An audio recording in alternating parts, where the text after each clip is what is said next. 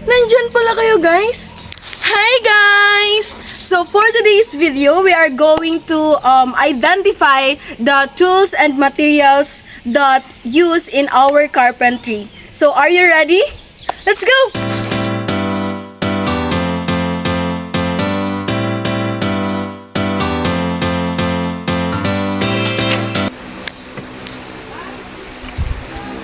Ay, nandyan na pala kayo, guys. Okay. We will identify the use of the tools and materials of our carpentry. So first, we have the hammer. A hammer is used to drive nails into wood and other materials. It is a sturdy design, allows it to remove nails when needed.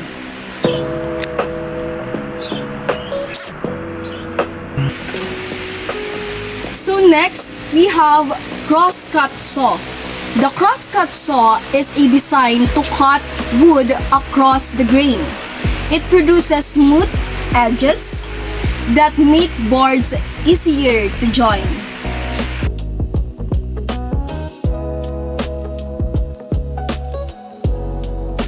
So next is the Phillips screw. A Phillips screwdriver has a cross-shaped tip that fits into screws with a cross-slot head. This design prevents slipping and makes fastening more secure. So next, guys, we have the pull-push rule. So the pull-push rule is a retractable measuring tool used for quick and accurate measurements. Carpenters use it to mark lengths before cutting.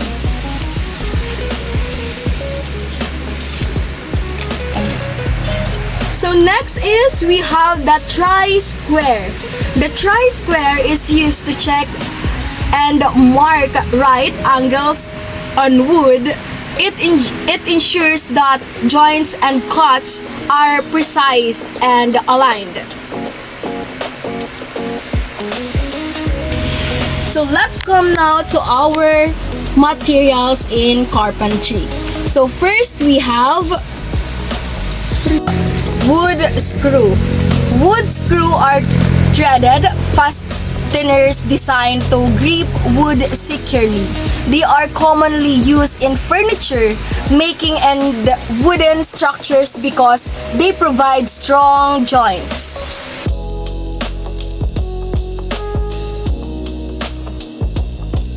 So next is tack screws. Tack screws are self-drilling fasteners that can pierce metals without pre-drilling. They are often used in roofing and sheet metal work or quick installation. So next, we have the common wire nail. A common wire nails are everyday fasteners for joining wood pieces. They are strong and reliable, making them essential for framing and general carpentry.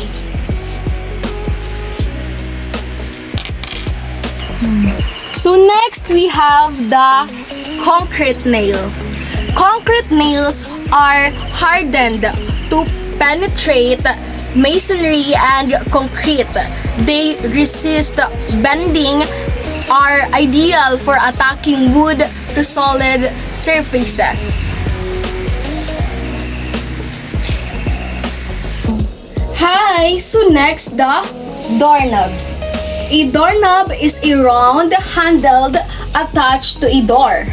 It allows the door to be opened, closed, and sometimes locked for security. So that's it, guys. That's our vlog for today. So hope you enjoy it. Bye!